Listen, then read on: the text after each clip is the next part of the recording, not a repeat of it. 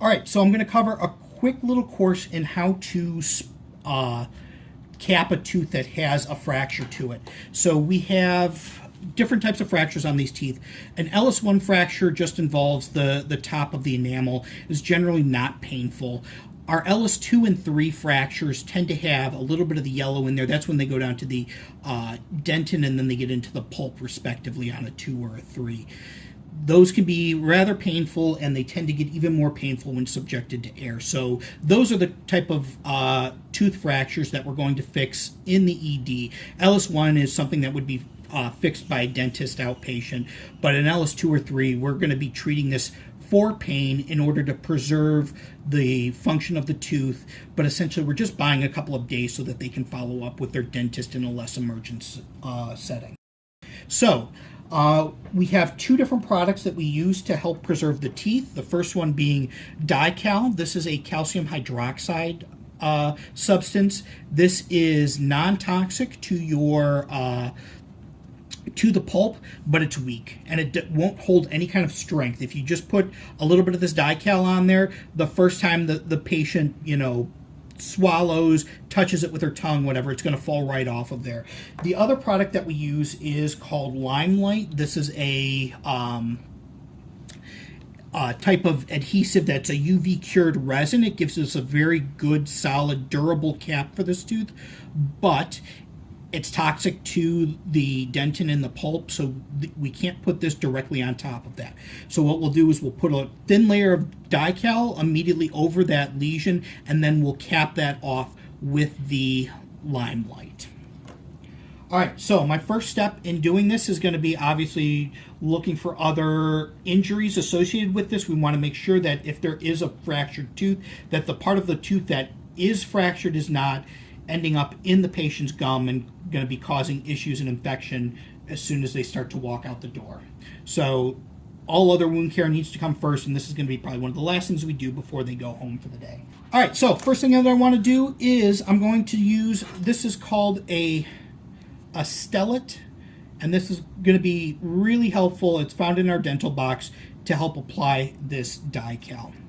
So what I'll do is I'll take a little bit of this Dycal. I can squeeze a little bit out onto a little filter paper here. Put a tiny little dab of that out there. That's Catalyst, and this is the dentin. 1-to-1 mixture of these. Mix it up, get it uniform. You don't have to go crazy in getting it perfectly uniform, but give it a good mix so that you've got a pretty uniform tan base right there. Okay. I've got a working time of about maybe 5 minutes, give or take, on this. Depends on how moist it is. Like I said, if these are going to fail, the reason why is because you didn't get it sufficiently dry. So this is the time while I'm working on mixing this up. My assistant, and this is essential that you have an assistant during this, is going to be using suction and using my air device here to get that super dry. We're also using little dental rolls here to keep that lip away. The whole time I'm making sure that this area is as absolutely dry as it possibly can. If there's any moisture, this is going to fail, and the patient will be back in less than an hour to get this reapplied because you didn't sufficiently dry it. All right, so once I have good drying and I've got my solution mixed up here really well, my Dycal mixed up, I don't need much. I'm just going to put a little bit on there, just enough to cover that fracture site. Okay, that's all I need. I could probably even have used a little bit less than that, although I wouldn't sweat it. Like, I am not a professional at this, and if you're watching this video, neither are you. So, yeah, that's fine. The more I put on there, the less secure it's going to be, the less adhesion that I'm going to be able to get from the Limelight, but it's still going to be good enough probably to get them through the weekend so that they can get into their dentist. You can continue to dry have your assistant continue to dry that. You just don't want them to have that. If you hold this too close and have too high of a flow rate, you can actually start to blow this Dycal across the mouth, and it's not going to do what you want.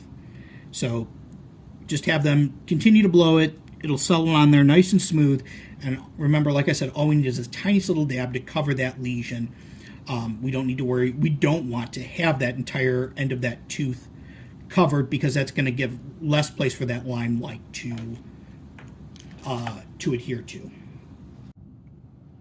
Okay, so now as you can see, our Dycal is good and dry. It's got a nice solid appearance. That took about 3 minutes. Your mileage is going to vary depending on the microscopic amounts of catalyst versus the regular or the actual material you used, and how good your holder was at blowing on the correct part of the tooth there to get it nice and dry. But once you have it, somewhat firm, you can see it's not sticking in there or anything. I'm going to take my Limelight. There are little disposable single-use tips for this. Those should be included with the dental kit. This does not need to be mixed up. This is going to be applied directly to the tooth. So remember, we need to make sure that this tooth is dry. So my holder this whole time is going to be keeping that area nice and dry. My dental rolls are still in place. So now I'm going to apply my Limelight here. I'm going to make sure that I cover all of that Dycal over, and I'm going to kind of fill in the area of the tooth. And I want to make sure that I'm getting this onto areas of the tooth they're solid. Like, I don't want to have just the adhesion be on onto the Dycal, because that Dycal is not going to be firmly anchored to the tooth. I'm not super concerned about their bite. When the dentist comes in, they're going to put that bite paper down and make a, drill and try and get that bite in there. I'm not too super worried about that, because I'm not a dentist, and I'm not going to be able to get that perfect approximation. I'm just worried about getting them through so that the dentist can see them on Monday, and they're not going to have any increased injury or, significant pain between that time period and now. All right. I might have overdone it just a little bit, so I'm going to kind of just use this stellate and get some more of this off of there. All right. Okay, so that's about good. Now, what I'm going to do is I'm going to cure this. If we left this out in the sunlight or something, it would eventually cure. But we have the technology to make this a little bit better. So it's important that you use eye protection for this. Make sure anybody in the room, parents, patient, everybody that's going to be using this is going to be going to have eye protection on here, because this will do some damage if you use it. It's not exceptionally hard or heavy duty lighting, but it is enough to put a blind spot in your vision for a little bit. All right, so turn this on, and then I'm just going to hold it on there. I found that about 20 seconds is usually what is going to give you a really good adhesion there.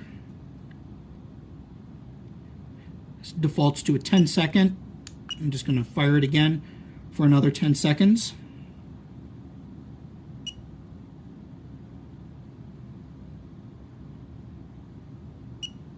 Okay.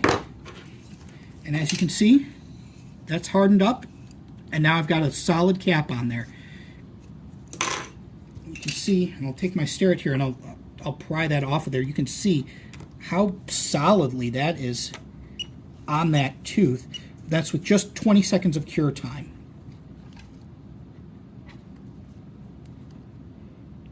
Yeah, it might take a little bit of doing to get off of there too.